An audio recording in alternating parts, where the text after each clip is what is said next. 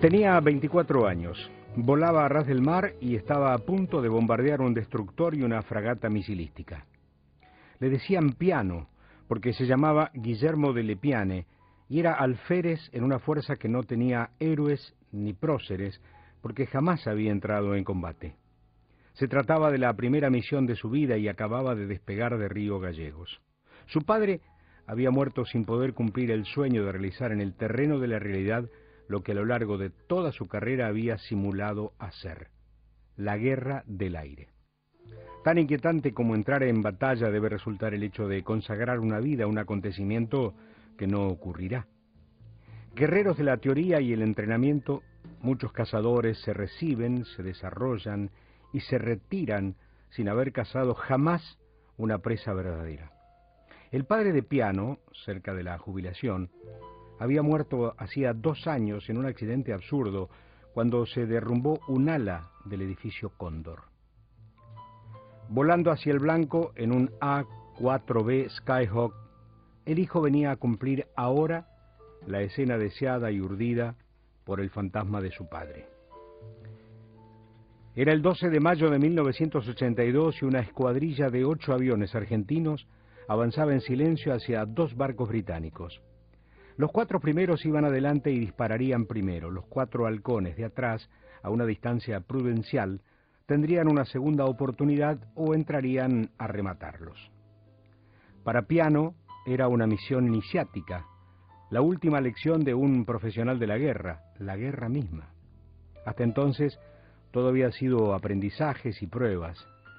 Alférez es el primer escalafón de los oficiales y de Lepiane ni siquiera había experimentado el reabastecimiento en vuelo, una compleja operación que, en este caso, consistía en acercarse volando a un Hércules, encajar la lanza de la trompa del A-4B en la canasta del combustible y cargar tanques para seguir viaje. Muchos fallaban en ese intento, se ponían nerviosos y no podían meter la lanza. «Mira, si yo no puedo, es una vergüenza», se decía. Estaba más preocupado por ese bochorno que por la muerte. Pero cuando tuvo al Hércules frente a frente no falló y rápidamente se unió a su jefe, un primer teniente, que ordenó bajar a menos de 15 metros de las olas y avanzar a toda máquina. Volaban tan bajo que dejaban estelas en el mar. Con el alma en vilo escucharon que 5 minutos antes de llegar al blanco los primeros 4 aviones atacaban. En el horizonte no se veía nada, pero Piano se dio cuenta enseguida de que sus compañeros les había ido muy bien. En 2 minutos supieron que 3 aviones habían sido alcanzados por la artillería antiaérea y que habían sido derribados en medio de hongos de fuego y estampidos de agua. El 4.º avión regresaba por las suyas. El sol volvía espléndido, un día negro, negrísimo. Piano vio de repente los buques enemigos.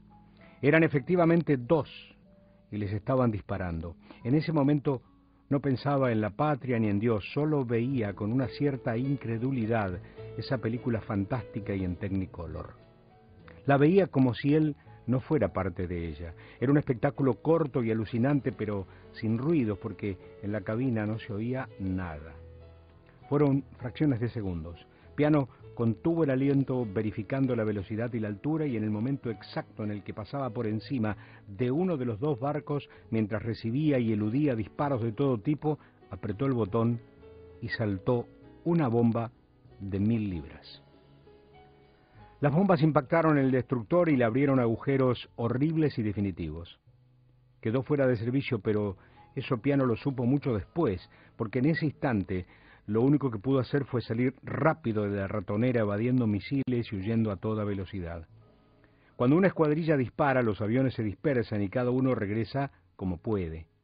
El joven alférez se sintió solo unos minutos, pero de pronto divisó la nave de su jefe y la alcanzó. No podían hablarse porque las navegaciones aéreas eran en silencio, pero volaban juntos como hermanos a una distancia de 200 metros uno del otro, con el infierno atrás y el continente adelante. Habían cumplido y volvían con la gloria. Era una extraña y grata sensación. Hasta que de repente un proyectil rasante surgido de la niebla pegó en un alerón del avión del primer teniente. Fue un golpe mortal a velocidad infinita que le hizo dar una vuelta de campana, pegarse contra la superficie del océano y explotar en 1000 pedazos. Todo en un pestañeo de ojos. Piano lo vio sin poder creerlo, pero sin dejar de apretar el acelerador. Descendió todavía más y prácticamente aró el mar con un gusto metálico en la boca. Dependía emocionalmente de su jefe. Había bajado por un momento la guardia, pensando, me va a llevar a casa, pero ahora estaba solo y desesperado. Ahora dependía únicamente de su propia pericia o de su suerte. Voló un rato de esa manera, huyendo del diablo, y luego, cuando estuvo seguro de que no lo seguían, avisó al Hércules C-130 que los cazadores le llaman la chancha, e inició el ascenso. La chancha puso la canasta y, sin perder el pulso del joven alférez, empujó la lanza y recargó combustible. Después, voló el último tramo casi a ciegas. El mar había formado una gruesa capa de salitre en el parabrisas del avión. El salitre de la desolación le nublaba a Piano los ojos. Lo más duro era entrar en la habitación de un compañero muerto, juntar su ropa, hacer su valija y dejarla en el vestíbulo del hotel donde pernoctaban con su escuadrón. Ese ritual lo esperaba en Río Gallegos al final de aquel día en el que finalmente había tenido su bautismo de fuego en el Atlántico Sur. Los dioses, como decía la vieja sentencia griega, castigan a los hombres cumpliéndole los sueños. En los años sucesivos solo se recordaría esa primera misión, y la última. En el medio únicamente quedaban vuelos de reconocimiento, incursiones en la zona de Firroy, nervios terribles y más caídos y duelos. También el ánimo de los mecánicos que siempre despedían a los pilotos de combate con banderas y aclamaciones, y el regreso de la base al hotel, que con éxito o sin éxito, con muertos o sin ellos, hacían en un jeep o en una camioneta Ford F-100 cantando canciones contra los ingleses. No tenían, por supuesto, la menor idea de cómo iba la guerra, y cuando los trasladaban a San Julián, sufrieron cierta tristeza. Ocuparon allí una hostería y anduvieron por esa pequeña ciudad en estado de alerta total. No eran muy supersticiosos, pero tenían cábalas y de hecho no se sacaban fotos entre ellos porque creían instintivamente que eternizarse en esas imágenes significaba un pasaje directo hacia la desgracia. Nada pensaron, sin embargo, de aquella misión en día 13. Estaba nublado y frío, y a Piano y a sus compañeros les ordenaron partir hacia las islas. Decían que los ingleses habían desembarcado y que se luchaba cuerpo a cuerpo en tierra. Los A-4B llevaban bombas, cohetes y cañones. Piano estaba, como siempre, ansioso. Aunque esa ansiedad solo terminase cuando lo ataban en la cabina y había que salir al ruedo. Los nervios entonces desaparecían, como el torero que siente un nudo en el estómago hasta que baja a la arena y enfrenta con su capote al toro. Pero el despegue no fue tan fácil. Se rompieron unos caños de líquido hidráulico y hubo que buscar a 1500 metros un avión gemelo. Al alférez lo desesperaba que su escuadrilla partiera sin él, de manera que se subió al otro A-4B y empezó el rodaje sin cargar el sistema Omega que permitía coordinar y volar con precisión. Piano no quería quedarse en San Julián y como los suyos ya se habían marchado, llamó al jefe de la segunda escuadrilla y le pidió permiso para plegarse a ese grupo. Le dieron el visto bueno y despegó sin tener bien configurado el avión. Ascendió y buscó entre las nubes el rumbo y encontró en un momento al Hércules, que llevaba 12 hombres y tenía la orden de no entrar en la zona de la batalla ni quedar al alcance de los misiles enemigos por ningún motivo. Cargó combustible y siguió a su guía por el norte de las Islas Malvinas. Luego tomó dirección este a vuelo rasante y hacia el sur bajo chaparrones. Y se sorprendió al escuchar que el operador de radar de las islas preguntó si había aviones en vuelo. El jefe de la formación le respondió con un pedido, que les proporcionara las posiciones de las patrullas de los Sea Harriers. Cuando llegó el informe verbal de los pilotos argentinos, sintieron un escalofrío. Había 4 patrullas en el aire y una quinta en el norte del estrecho de San Carlos. El cielo estaba infestado de aviones ingleses. Era una trampa mortal y la lógica indicaba regresar de inmediato al continente. Pero ya estaban a 5 minutos del objetivo y el día se había despejado y entonces el guía tomó la resolución de seguir. Después, descubrirían que estaban atacando un enorme bivac armado por los ingleses en Monte Dos Hermanas, más de 2 manzanas con carpas, containers y helicópteros, y un campamento desde donde dirigía la guerra el mismísimo general Jeremy Moore. Todo ocurría en el término de minutos. Los A4B iban a 800 kilómetros por hora y a 20 metros de distancia entre unos y otros. Los pilotos temían que una fragata misilística les cortara el paso antes de llegar al blanco. No llevaban armamento para atacar un buque, las bombas tenían espoletas para objetivos terrestres. Por la gran movilización de helicópteros en la zona, los generales de Puerto Argentino habían conjeturado que allí podía estar el mismísimo centro de operaciones de los británicos, y no se equivocaban. Las cartas de vuelo decían que el ataque debía hacerse a las 12:15, y faltaban 2 minutos. Los cazadores pasaron por encima de la bahía San Luis y el operador del radar de Malvinas les advirtió que los Harriers los habían detectado y que ya convergían sobre ellos. Cuando faltaba 1 minuto 20 segundos, la escuadrilla casi despeinó a un soldado inglés que subía una loma. Ahora los aviones en la corrida final volaban pegados al suelo. Más allá de la elevación apareció el campamento, y Jeremy Moore evacuó su carpa 1 minuto antes de que le cayeran los obuses. De Lepiane lanzó sus 3 bombas de 250 kilos, provocó destrozos y percibió que les tiraban con todo lo que tenían. Desde misiles y artillería antiaérea hasta con armas de mano. Era un festival de fuegos artificiales y casi todos los pilotos se desprendieron de los tanques de reserva y de la portamisiles e hicieron una curva para regresar por el norte, cada uno librado a su inteligencia. Piano voló haciendo maniobras de ilusión y acrobacias y sintió impactos en el fuselaje. Era otra vez un espectáculo increíble y aterrador.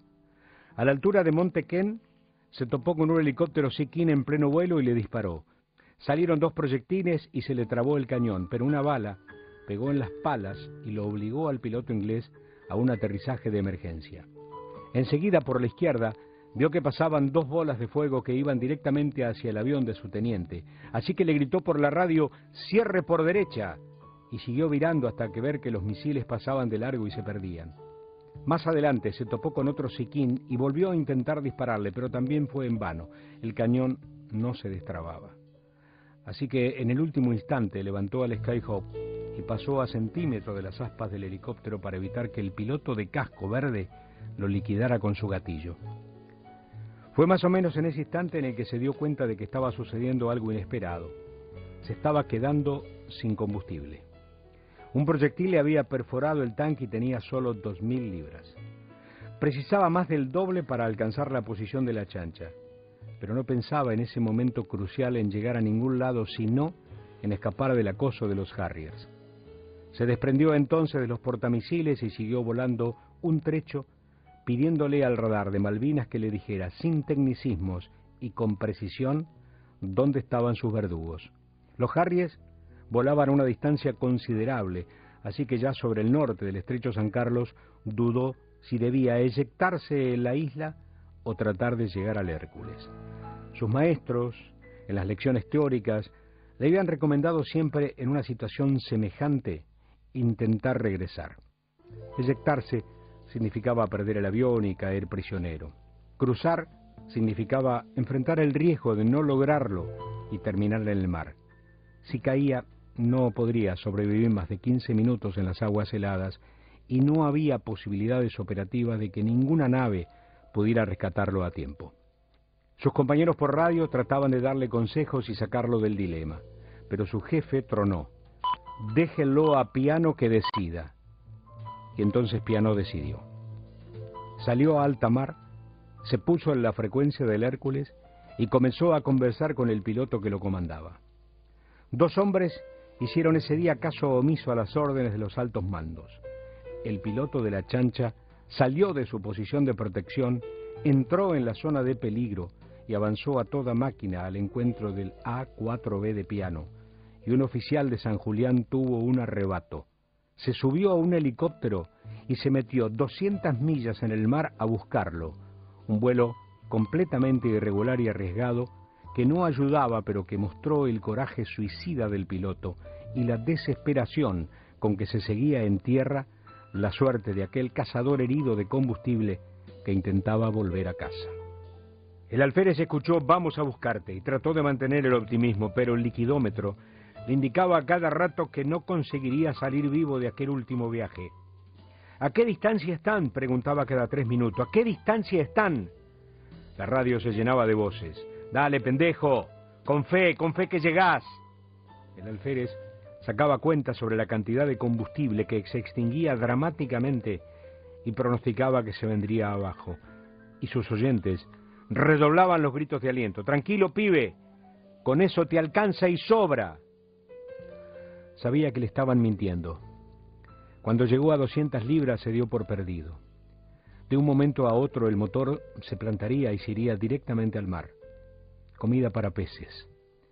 Cuando llegó a 150 libras, recordó que eso equivalía más o menos a 2 minutos de vuelo. «¡No me abandonen!», los puteó porque había silencio en la línea, y de repente el piloto del Hércules C-130 creyó verlo, pero era un compañero. Piano pasó de la euforia a la depresión en 15 segundos. No rezaba en esas instancias, solo le venían relámpagos del recuerdo de su padre. El fantasma estaba dentro de aquella cabina metido en sus auriculares.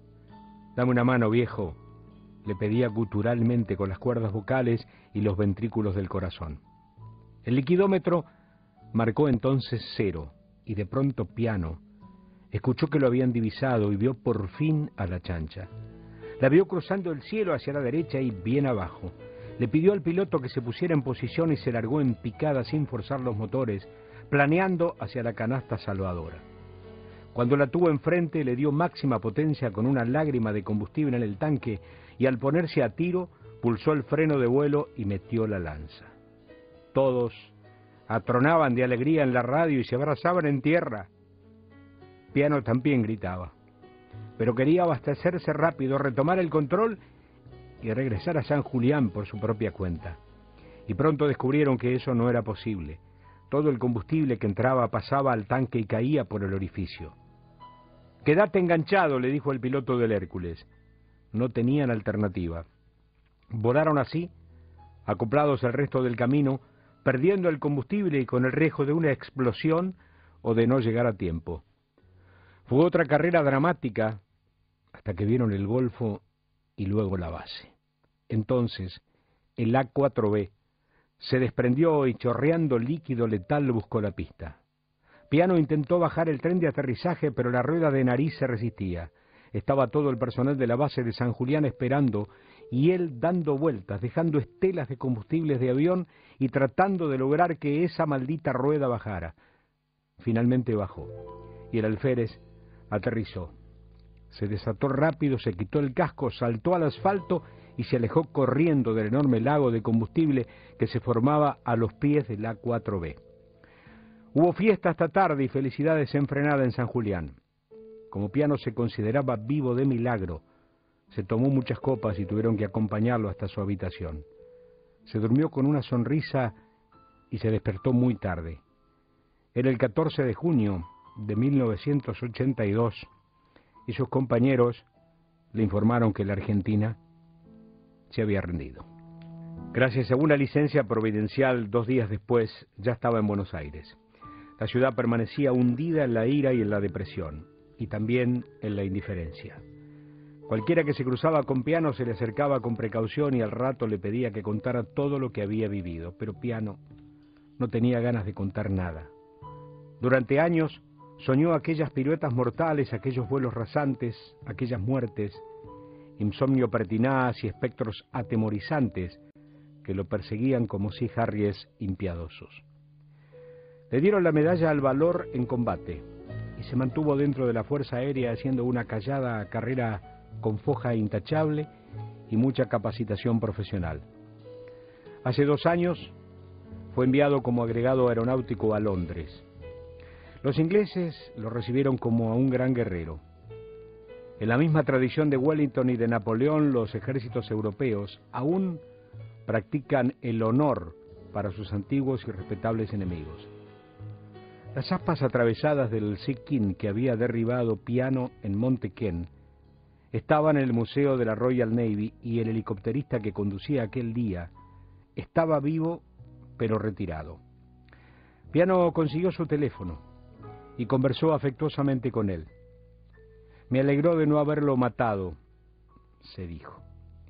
Los veteranos ingleses que lucharon en el Atlántico Sur tienen un enorme respeto por los aviadores argentinos y sienten nostalgia por aquellos tiempos. Fue la última guerra convencional, dicen, unos frente a los otros por un territorio concreto.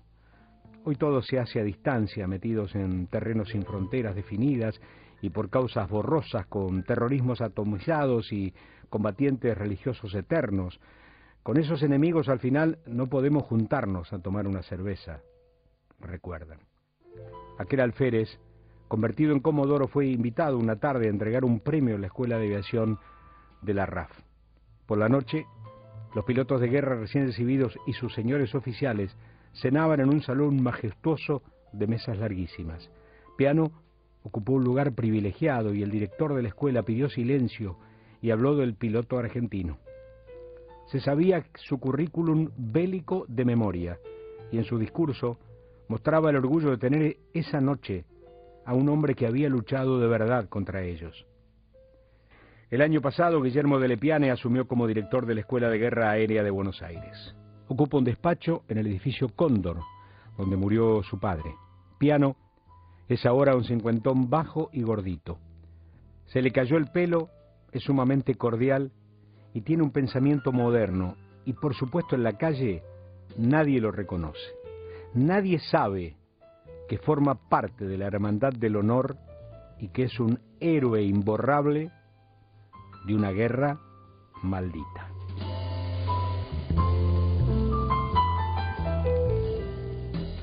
Bravo Punto Continental. Todas las tardes haciendo la radio que buscas. En estos últimos 22 minutos ustedes han compartido con nosotros este texto escrito por Jorge Fernández Díaz en su libro La Hermandad del Honor, una historia de un piloto de la Fuerza Aérea Argentina que combatió en Malvinas, como ha quedado claro. El libro estuvo editado en el 2010, por eso que hago este pequeño hincapié y salvedad sobre las fechas finales, la edad y los destinos post de Malvinas que tuvo precisamente el protagonista de esta historia. Seguramente, no lo sé, a lo mejor el tiempo ha corregido algunos de estos datos, por eso es que hago hincapié en el año en que se editó precisamente esta publicación. La hemos querido o la he querido traer a manera de lectura alusiva a este día por la cantidad de héroes anónimos que ha tenido y que tiene para cada uno de nosotros los argentinos la guerra de Malvinas. Aquellos que, o bien por un mandato profesional, como en el caso de Lepiane, o bien porque las circunstancias de la vida los empujó, como muchos soldaditos que estaban haciendo la colimba, entregaron lo mejor de sí, por una decisión que no dependió precisamente de ellos, sino que dependió de un gobierno sin rumbo. Pero ahí están las historias humanas, como tantas, que de pronto se pueden rescatar. Esta es una de ellas, por eso la hemos tomado. Del libro de Jorge Fernández Díaz, La Hermandad del Honor, hemos leído precisamente esta primera historia que le da título a la publicación. Espacio publicitario. Faltan 5 días. Llegó el momento de ser